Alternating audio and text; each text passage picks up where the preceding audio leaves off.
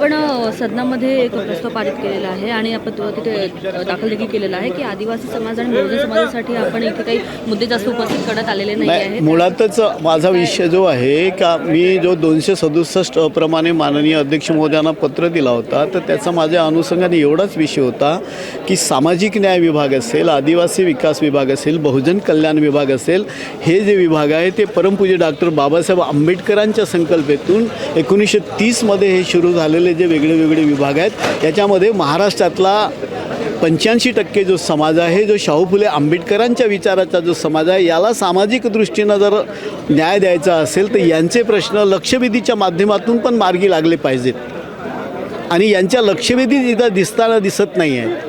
साधारणतः नागपूरमध्ये मुंबईच्या लक्षवेधी येतात, शहरातल्या येतात, परंतु या बहुजन समाजाच्या लक्षवेधी त्या ठिकाणी दिसत नाही आणि म्हणून मी माननीय अध्यक्ष महोदयांना स्वतः पण भेटलो होतो आणि मी त्यांना पत्र दिलं की यांच्या पण लक्षवेधी जे आहेत तर त्या मार्गी लावल्या पाहिजे, या मागचा उद्देश आहे. सर, नागपूरच्या शीतसत्रामध्ये मुंबई आणि दिल्लीचे मुद्दे का मांडले जातात? माझा विषय तेवढाच आहे का विदर्भाच्या भूमीवर जेव्हा आता अत्यंत कमी दिवसाचं जे अधिवेशन आहे तर विदर्भाचे प्रश्न मार्गी लागले पाहिजे आणि या बहुजनांचे प्रश्न पण मार्गी लागले पाहिजे, एवढीच अपेक्षा आणि त्या दृष्टीनं आम्ही ते पत्र दिलं होतं. की आता विद्यार्थी संघटना आक्रोशित झालेली आहे याच्यामध्ये आणि प्रकाश पोरे यांनी देखील सदना बाहेर त्यांनी हंगामा काल केलेला होता आणि त्यांचं एवढंच म्हणणं होतं की विदर्भ राज्य जे आहे ते वेगळं झालं पाहिजे. यावर आपलं काय मत आहे? अशा प्रकारचे जे आहेत मुद्दे आहेत ते उठत आहेत आणि याला जर आपण जर इग्नोर करता आहात सदनमध्ये तर ह्यावर काय होऊ शकतं? चिंतन करण्याची बाब आहे ही, काय मत आहे? नाही, नक्कीच माननीय मुख्यमंत्री महोदय असतील, माननीय बावनकुळे साहेब आहेत, विदर्भाचेच आहेत आणि विदर्भाच्या बाबतीमध्ये सगळे सकारात्मक आहेत.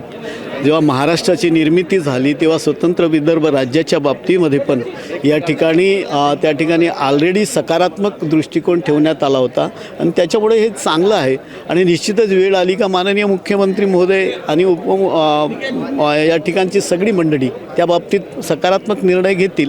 ते आहेतच सगळं, पण ती वेळ ज्या येईल तेव्हा ते करतील. सर, आपण बाबासाहेब आंबेडकर आणि संविधानबद्दल बोलतो तर त्यामधले किती रूल आपण फॉलो करत आहे? सर, परमपूज्य डॉक्टर बाबासाहेब आंबेडकरांचा सामाजिक समतेचा जो विचार आहे तोच दृढगोत झाला पाहिजे, तोच अंमलात आला पाहिजे आणि त्यासाठी या बहुजनांचे जे प्रश्न आहेत ते मार्गी निघाले पाहिजेत. अनुसूचित जातीच्या विकासाचे असतील, अनुसूचित जमातीचे असतील की आता या ठिकाणी बहुजन कल्याण विभाग OBC समाजाचे असतील, बराच असा आहे दिव्यांग आहेत, या सगळ्यांचे प्रश्न निकाली लागले पाहिजे आणि त्या दृष्टीनं विधानमंडळामध्ये चर्चा करत असताना त्या सगळ्या आमदारांच्या ज्या अपेक्षा असतात त्या दृष्टीनं पण निर्णय व्हावेत अशी अपेक्षा आहे. आपण जर बघितलं तर याच्यामध्ये सर्वच बाबींचं लक्ष केंद्रित करण्याची गरज आहे, पण आपण बघतो पक्ष आणि विपक्षामध्ये नेहमीच खिचाताण होताना दिसते आहे की कोण वाघ आहे, कोण बिबट्या आहे आणि पक्ष विपक्ष यांची नेहमीच तक्रार असते, पण मुद्दे कुठे इथे हरवले जातात. आणि आता चंद्रशेखर बावनकुळे साहेबांनी इथे म्हटलेलं आहे की त्यांनी